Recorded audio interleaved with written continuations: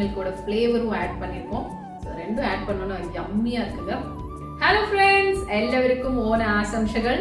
So last Onam நிறைய Onam related dishes பண்ணினோம். நிறைய கெஸ்ட் எல்லாம் கூட வந்து குக் பண்ணினாங்க.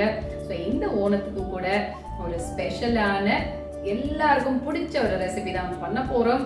ஸோ நம்ம சேனலில் இன்னும் அந்த ரெசிபி பண்ணலை, பட் இது எல்லாருக்கும் ரொம்ப ஃபெமிலியரான ஒரு ரெசிபி தான். நம்ம பாலட பிரதமன், ஏன்னா பாலட பிரதமன் இல்லாத ஃபெஸ்டிவலே கேரளாவில் இல்லைன்னு சொல்லலாம். வெட்டிங் ஆனாலும் சரி, எனி ஸ்பெஷல் அக்கேஷன்ஸ் டெஃபினட்டாக பாலட பிரதமன் அவங்களோட மெனுவில் இருக்கும். ஸோ நம்ம நிறைய வெரைட்டி ஆஃப் பாலட பிரதமன் நம்ம யூடியூப்ல பார்க்க முடியும். இப்போ நான் பண்ண போகிறது வந்து கொஞ்சம் டிஃப்ரெண்ட்டாக இருக்குங்க. டேஸ்ட் வந்து ரொம்ப ரொம்ப யம்மியாக இருக்கும். இந்த ஓணத்துக்கு உங்கள் வீட்டில் இந்த ரெசிபி ட்ரை பண்ணி பார்த்துட்டு உங்களோட ஃபீட்பேக்ஸை கமெண்ட் பாக்ஸில் கொடுங்க. இப்போ வாங்க நம்ம குயிக்காக குக்கிங்குள்ளே போயிடலாம்.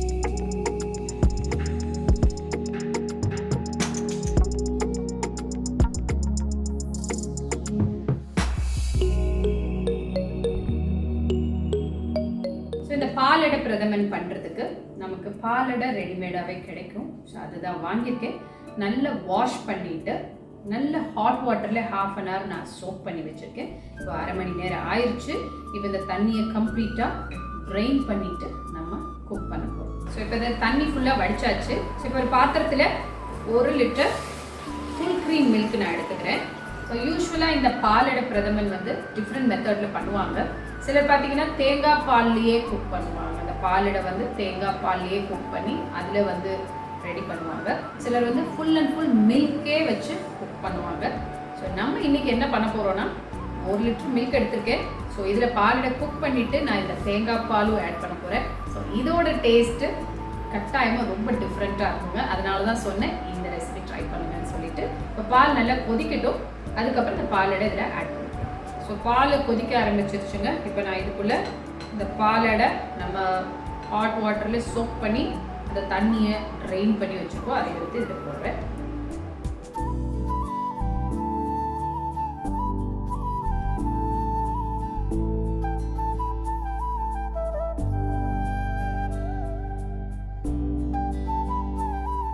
ஸோ பால் பார்த்தீங்கன்னா நல்லா சுண்டி போய் அடையும் நல்லா குக் ஆயிருக்கு.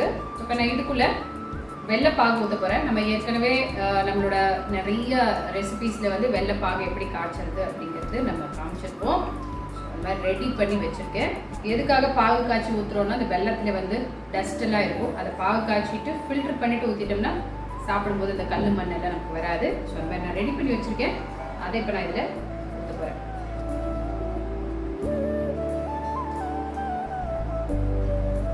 இப்போ இந்த வெள்ளைப்பாகு ஊற்றியாச்சு.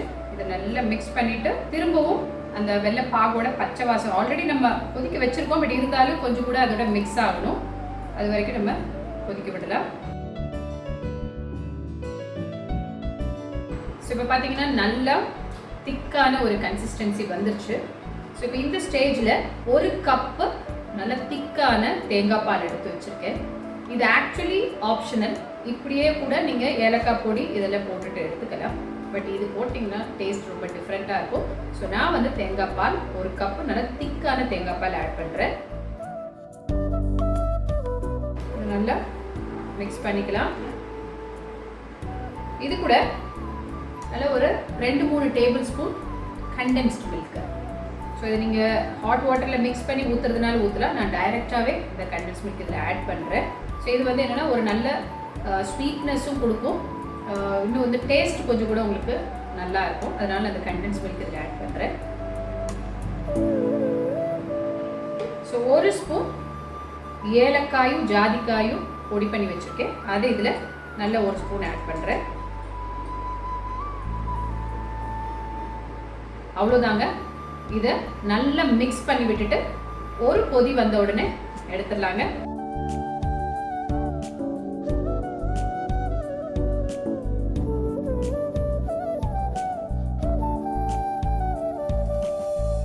ஸோ அவ்வளோதாங்க. இப்போ நான் ஸ்டவ் ஆஃப் பண்ண போகிறேன்.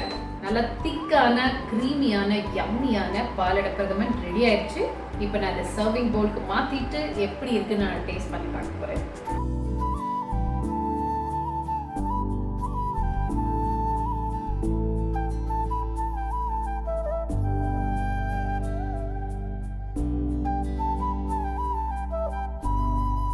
ஓணத்துக்கான ஸ்பெஷல் அடை பிரதமன் ரெடி பண்ணியாச்சுங்க. இப்போ நான் அது எப்படி இருக்குன்னு டேஸ்ட் பார்க்க போறேன். அப்படி க்ரீமியா இருக்கு. அந்த கோகனட் மில்கோட ஃப்ளேவரும் ஆட் பண்ணியிருக்கோம். ஸோ யூஸ்வலாக வந்து ஒன்றா கோகனட் மில்க் இல்லை மில்க் பண்ணுவாங்க. ஸோ ரெண்டும் ஆட் பண்ணோன்னா யம்மியாக இருக்குங்க. கட்டாயமாக இந்த ஓணத்துக்கு உங்கள் வீட்டில் இந்த அடை பிரதமன் ட்ரை பண்ணி பார்த்துட்டு உங்களோட ஃபீட்பேக்ஸை கமெண்ட் பாக்ஸில் போடுங்க. மறுபடியும் ஒரு சூப்பரான இன்ட்ரெஸ்டிங்கான ரெசிபியோட உங்களை எல்லாம் மீட் பண்ணுறேன். Until then, it's me, Jeevitha, signing off. Keep watching. Happy cooking.